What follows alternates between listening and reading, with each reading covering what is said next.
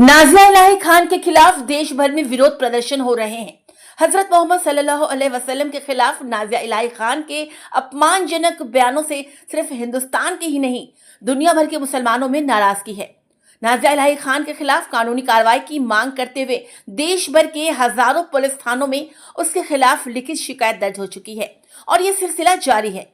सिर्फ कोलकाता में नाजिया इलाही खान के खिलाफ पुलिस में 62 रिटन कंप्लेंट हो चुके हैं। अकेले इमाम फाउंडेशन कोलकाता की तरफ से कोलकाता के अलग अलग पुलिस स्टेशंस में नाजिया इलाही खान के खिलाफ 26 कंप्लेंट दर्ज कराए जा चुके हैं, लेकिन अभी तक पुलिस ने नाजिया इलाही खान के खिलाफ कार्रवाई करना तो दूर की बात है, उसके खिलाफ FIR तक दर्ज नहीं किया है। नाजिया इलाही खान के खिलाफ कार्रवाई की मांग करते हुए इमाम फाउंडेशन कोलकाता के वकील शेख राजू अहमद ने बंगाल पुलिस के DG और कोलकाता पुलिस कमिश्नर को लेटर भी लिखा है, लेकिन इसके बावजूद नाजिया इलाही खान के खिलाफ पुलिस कोई कार्रवाई करती नजर नहीं आ रही है। पुलिस के इस रवैये से मायूस होकर इमाम फाउंडेशन कोलकाता ने अब कलकत्ता हाईकोर्ट का दरवाजा खटखटाया है। इमाम फाउंडेशन कोलकाता की तरफ से एडवोकेट शेख राजू अहमद ने कलकत्ता हाईकोर्ट में एक रीट पिटीशन दाखिल किया है। इमाम फाउंडेशन कोलकाता के चेयरमैन मौलाना रोशन जमीर, प्रेसिडेंट मौलाना गुलाम रब्बानी फैजी, जनरल सेक्रेटरी मौलाना कमरुद्दीन मिसबाही, वाइस प्रेसिडेंट मौलाना मुशर्रफ हुसैन रिजवी, असिस्टेंट कैशियर मौलाना अकबर हुसैन बरखाती मिसबाही वगैरह की क़यादत से ये तंजीम दीन के फ़रोग और हिफाजत के लिए लगातार काम कर रही है। इमाम फाउंडेशन कोलकाता की कोशिश है कि कानून के जरिए नाजिया इलाही खान को सजा मिले। इस कोशिश के तहत अब तंजीम ने कलकत्ता हाई कोर्ट में रीट पिटीशन दाखिल किया है, जिस पर 20 जुलाई को सुनवाई होगी।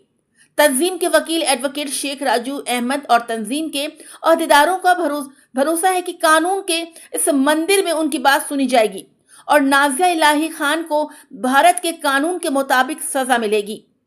आइए देखते हैं कोलकाता न्यूज के माध्यम से पूरी रिपोर्ट।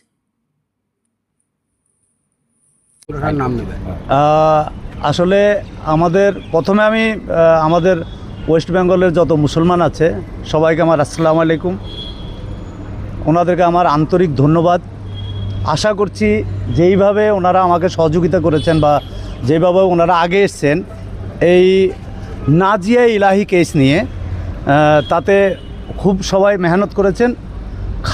একদম খাস তরফে আমাদের মৌলানা অ্যাসোসিয়েশন বা মৌলানারা যে আছেন আমাদের ওয়েস্ট ইমাম ফাউন্ডেশন, ওনারা টোটাল 26খানা রিটার্ন কমপ্লেন ফাইল করেছেন 26টা থানায়। আর যেটা আমার কাছে টোটাল 62টা কমপ্লেন জমা পড়েছে, সেটা হলো অল ওয়েস্ট বেঙ্গলের মুসলিমেরা করেছে, এটা মুসলমানেরা, সাধারণ মুসলমানেরা।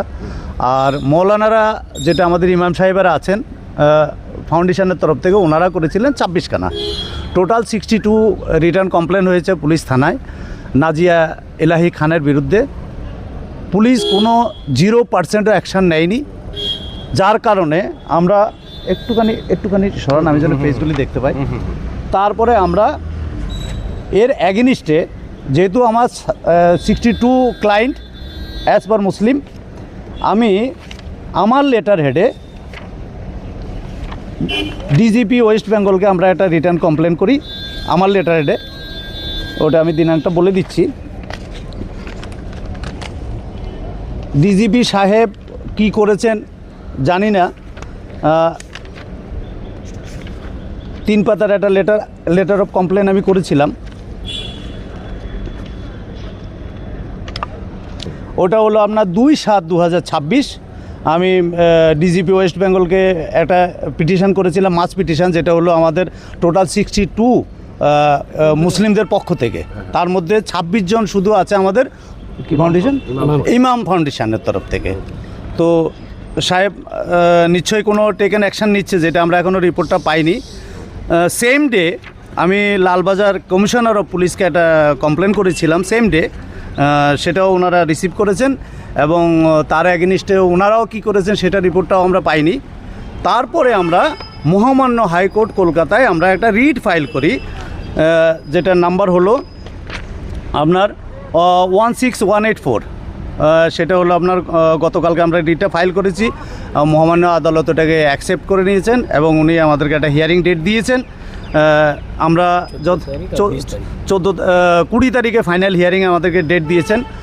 আশা করব আমরা হাইকোর্টে ন্যায় পাবো এবং নাজিয়া ইলাহি খান অ্যারেস্ট হবেন। 2024-এ ওনার নামে একটা কমপ্লেন করা হয়েছিল সেম, তাতে উনি অ্যারেস্ট হয়েছিলেন। 2 ঘন্টা কি 2.5 ঘন্টা পরে উনি সেটাতে বেল পেয়ে গেছিলেন, যার কারণে দেখা যাচ্ছে ওনার ইয়েটা অনেকটা বেড়ে গেছে। মুসলিমদেরকে ওনার অ্যাটাক করতে দেরি হচ্ছে না। সোশ্যাল মিডিয়ায় উনি বারবার আমাদেরকে অ্যাটাক করছেন এবং এইবার যেটা উনি অ্যাটাক করেছেন সেটা খুব বড় ধরনের এবং নোংরা অ্যাটাক যেটাকে বলা যায়। তো আমরা যেটা বিভিন্ন থানায়ও কমপ্লেন করেছি, যেটা ডিটেল আমি আপনাদেরকে দিলাম। ডিজিপি সাহেবকেও কমপ্লেন করেছি এবং লালবাজার পুলিশ কমিশনারকেও কমপ্লেন করেছি এবং যেটা আজ অবধি আমরা কোনো টেকেন অ্যাকশান আমরা রিপোর্ট পাইনি।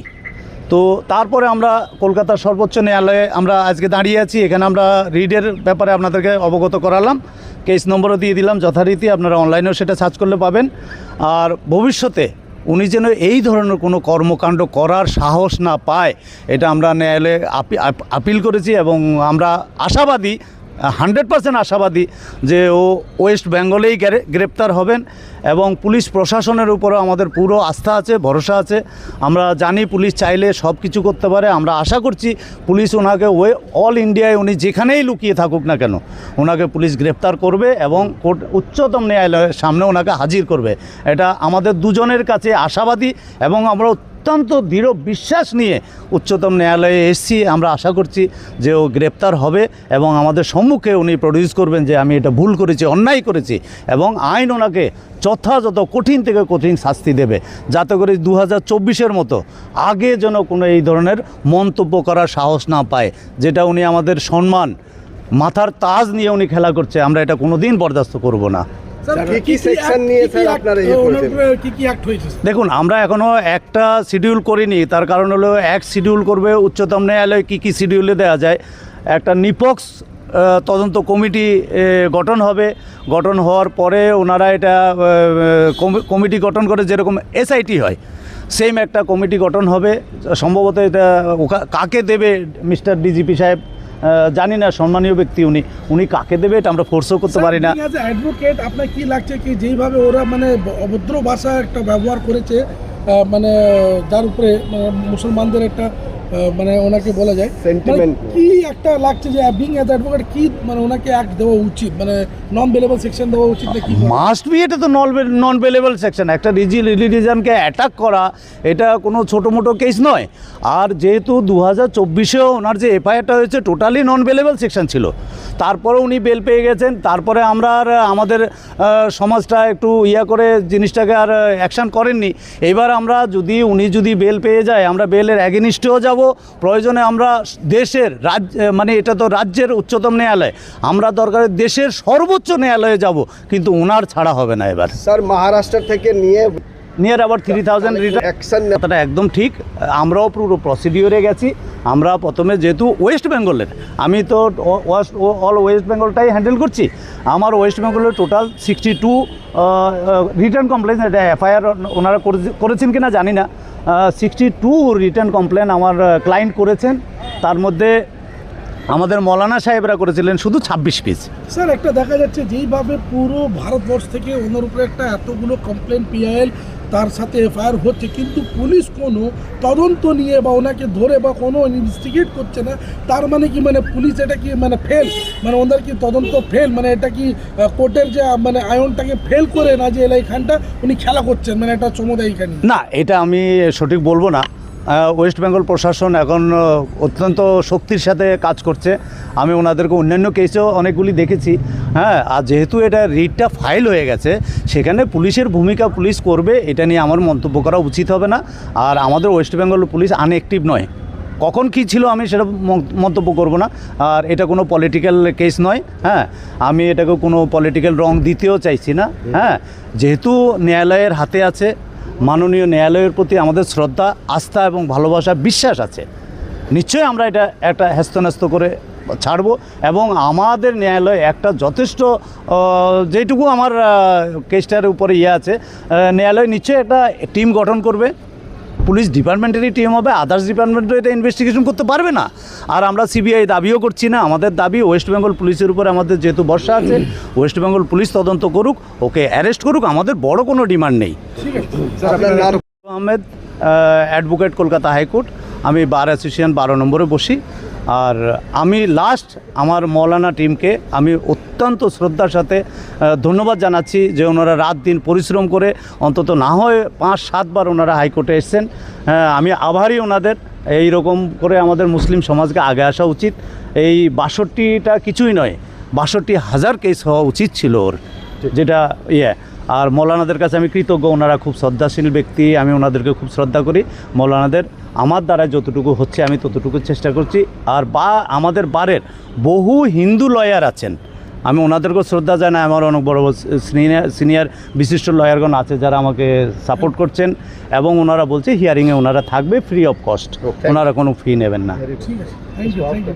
हम लोगों ने जो वो गिलाजत अपने मुंह से उगल रही है, हम लोग के हुजूर के शान के खिलाफ गुस्ताखी कर रही है, ऐसे में आप लोगों ने हाई कोर्ट में जो कंप्लेन किया है इसमें एडवोकेट का क्या रोल रहा है और वो कितना अच्छा काम कर रहे हैं? देखिए, हम लोग नाज़िया इलाही ख़ान के ख़िलाफ़ 26 थानों में हम लोगों ने कंप्लेन किया था, मगर पुलिस ने कोई एक्शन नहीं लिया, FIR नहीं किया। तो हम लोग फिर हाई कोर्ट मूव किए और हमारे वकील साहब बड़े मेहनती और ईमानदार मिल गए। इन्होंने कहा कि नहीं, आप लोगों की मेहनत ज़ाय नहीं होगी और आप लोग हाई कोर्ट आए हैं तो हमारी ज़िम्मेदारी है कि हम आप लोगों के कंप्लेन को लें और आगे कोर्ट में मूव करें।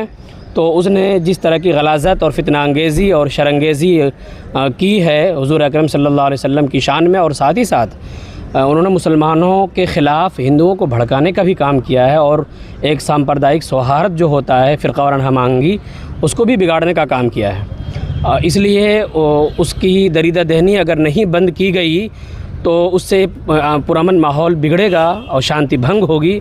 इसलिए भी उसके ख़िलाफ़ एक्शन लेना ज़रूरी है, उसको सज़ा देना ज़रूरी है। ऐसे अफराद मुल्क के लिए नुकसानदेह साबित होते हैं और अमन को बिगाड़ने वाले होते हैं। इसलिए नाज़िया ख़ान के ख़िलाफ़ हम लोगों ने मूव किया है हाई कोर्ट में, और हमें उम्मीद है न्यायालय से कि उसकी गिरफ़्तारी बहुत जल्द होगी। और जिन थानों ने अभी तक कोई एक्शन नहीं लिया है, जब माननीय न्यायालय का आदेश जाएगा तो वो भी एक्शन लेंगे और उनको भी FIR करना होगा, और फिर अरेस्टिंग बहुत जल्द होगी। और जिस तरह 2026 में बहुत जल्द उनको बेल मिल गया, 2024 में बेल मिल गया था, जिसकी वजह से वो फिर दनदनाती फिर रही है और अपने ज़बान से गलाज़त बक रही है। तो अब अगर उसको सही कार्रवाई हो जाए और सज़ा मिल जाए मुनासिब, ताकि उसको इबरत हासिल हो और सबक मिले, तो आइंदा ऐसी हरकत करके वो मुल्क के फ़िज़ा को, पुरअमन फ़िज़ा को ख़राब ना करे। सर, लोग इंसाफ के लिए अदालत वाकई बहुत अलमिया है कि थानों को जब कंप्लेन जाए तो उसे एक्शन लेना चाहिए, उसका काम ही वही, उसकी ज़िम्मेदारी है, उसका तो दायित्व है कि ये उसको FIR करना चाहिए। मगर हम लोगों ने 26 थानों में, तिलजला में, तौफसिया में, गार्डन रीच में, मटिया बुरुज में, इकबालपुर में और मुख्तलिफ़ इलाक़ों के मुख्तलिफ़ थानों में हम लोगों ने कंप्लेन दर्ज कराया, मगर उन लोगों ने एक्शन नहीं लिया, समझा बुझा के वापस कर दिया कि जाइए ना किसी न किसी थाने में FIR हो जाएगा। GD नंबर या FIR नहीं किया ही नहीं है, तो नंबर नहीं दिया, तो नहीं दिया। और उसके बाद देखा कि उन लोगों ने कोई एक्शन नहीं लिया, तो हम लोगों ने आखिर में हाई कोर्ट मूव किया, और फिर हाई कोर्ट में हम लोगों ने केस दायर कर दिया है, उसके ख़िलाफ़ मुकदमा हो चुका है और हम लोगों को मिल चुका है, हेयरिंग डेट भी मिल चुका है। फाइनली 20 तारीख को हेयरिंग होगी, जिसमें उसको आना पड़ेगा। कि कलकत्ते के मुसलमानों को ये 62, जैसे एडवोकेट साहब ने कहा है कि सिर्फ 62 कंप्लेन, रिटर्न कंप्लेन आई है, क्या मुसलमान के अंदर में वो जज्बा, वो कौम के लिए मोहब्बत, वो मिल्लत, वो जो था वो मर गया है? इस तरह के नाज़िया इलाही ख़ान के लिए और ज़्यादा कंप्लेन होनी चाहिए थी। ये बात आपकी सही है कि और ज़्यादा कंप्लेन होना चाहिए, लेकिन मैं इस बात से मुत्तफ़िक़ नहीं हूँ आपके कि मुसलमानों का जज्बा दीनी मर गया है। उनका जज्बा दीनी बेदार है, लेकिन वो ऐसा नहीं कि लोगों ने नहीं किया है तो वो शरीक नहीं है हमारे साथ। बहुत सारी तंजीमें, बहुत सारे इदारे सब हमारे उसमें हैं, हमारे पस मंज़र में हैं, सब शरीक हैं, सब हमारे साथ हैं, और कहा कि ठीक है आप लोग आगे बढ़ रहे हैं तो हम लोग आपकी तरफ से शामिल हैं, बैकग्राउंड में सब हैं, और सभी इसके ख़िलाफ़ हैं। आगे अगरचे नहीं आ पाए, लेकिन हैं, सबकी मर्ज़ी है, और ये सब चाहते हैं कि ऐसे लोग को सज़ा मिलनी चाहिए। अच्छा सर, अपना नाम और अपना ये मेरा नाम मौलाना कमरुद्दीन मिसबाही है, मैं इमाम फाउंडेशन का जनरल सेक्रेटरी हूँ। बहुत ही खूबी काम, बेहतरीन काम किया है आप लोगों ने। ठीक है, सबसे पहले तमाम मीडिया वालों का शुक्रिया अदा करते हैं, और हमारे शेख राजू, हमारे लॉयर साहब जो पहले ही दिन से हमारे साथ हैं और इस मामले को बहुत गहराई से देख रहे हैं, सबका शुक्रिया अदा करते हम लोग अपनी कोशिश जारी रखे हैं और हाई कोर्ट मूव किए हैं। इंशाअल्लाह ज़रूर हम लोगों को कामयाबी मिलेगी। पूरे हिंदुस्तान के मुसलमान इस मामले में बेदार है। अगरचे चंद लोग आगे आते हैं, सारे लोग बैक में रहते हैं।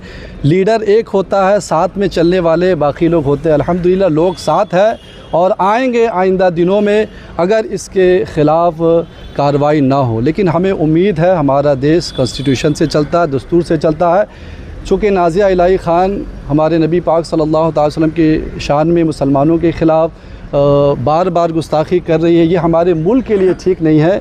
हमारा मुल्क गंगा जमनी तहज़ीब का गहवारा है। यहाँ हिंदू मुस्लिम सिख ईसाई मिलकर रहते हैं और यहाँ कॉन्स्टिट्यूशन कहता है कि आप किसी मज़हब के ख़िलाफ़, किसी मज़हब के पेशवा के ख़िलाफ़ ऐसी बात नहीं कर सकते जिससे एक कम्युनिटी ख़ास की सेंटिमेंट हर्ट हो। तो उसने किया है, इससे सेंटिमेंट हर्ट हो रहा है। ये हमारे मुल्क के लिए अच्छी बात नहीं है। अभी हाल ही में हमारे प्राइम मिनिस्टर इंडोनेशिया का दौरा करे, जो most population Muslim population country है, वहाँ गए। अगर ऐसे सवालात, चूँकि वो भी मुसलमान हैं और हुजूर पाक सल्लल्लाहु अलैहि वसल्लम का कलमा पढ़ने वाले हैं, अगर वहाँ हमारे प्राइम मिनिस्टर से सवाल हो जाए कि आपके देश में ऐसा हो रहा है, तो ये हमारे मुल्क के लिए शर्मिंदगी का बायस। इसलिए सारे लोगों से, प्राइम मिनिस्टर से, हमारे वेस्ट बंगाल के सीएम से, सबों से गुजारिश है इसके ख़िलाफ़ सख्त से सख्त एक्शन लिया जाए, इसे सज़ा दी जाए ताकि आइंदा कोई ऐसी जुर्रत ना करे। हमारे नबी पाक सल्लल्लाहु अलैहि वसल्लम जो मुसलमानों के पेशवा रहबर है, उनके ख़िलाफ़ और किसी मज़हब के पेशवा के ख़िलाफ़ किसी को कुछ बोलने की हिम्मत ना होगी अगर उसे सख्त से सख्त सज़ा दी जाएगी। हम हाई कोर्ट में हैं, हम लोग उम्मीद रखते हैं इंशाअल्लाह बहुत जल्द नाज़िया इलाही जेल के सलाखों के पीछे होगी और उसे सख्त सज़ा दी जाएगी। बहुत शुक्रिया। आज के इस तमाम केस मुकदमे को लेकर नाज़िया इलाही खान के खिलाफ में जो आप लोगों ने जो किया है, सबसे पहले मैं आप हजरात का शुक्रिया अदा करना चाहता हूँ कि आप लोगों को बुलाने पे आप लोग तशरीफ़ लाए। और सबसे ज़्यादा मैं शुक्रिया अदा करता हूँ जनाब शेख राजू अहमद साहब को, जिन्होंने इन्होंने हम लोग को दिशा दिखलाया, रास्ता दिखलाया। वरना हम लोग मस्जिद के इमाम हैं, इतनी जानकारी हम लोग को नहीं थी। हम लोग तो थाने तक ही महदूद रह जाते। लेकिन जब इनसे मुलाकात हुई और यहाँ आए तो इन्होंने हम लोग को हिम्मत दिया और कहा कि आप यहाँ आ गए हैं तो इसके आगे क्या करना है ये हमारा काम है, आप लोग भी फिक्र रहिए। बहुत शुक्रिया।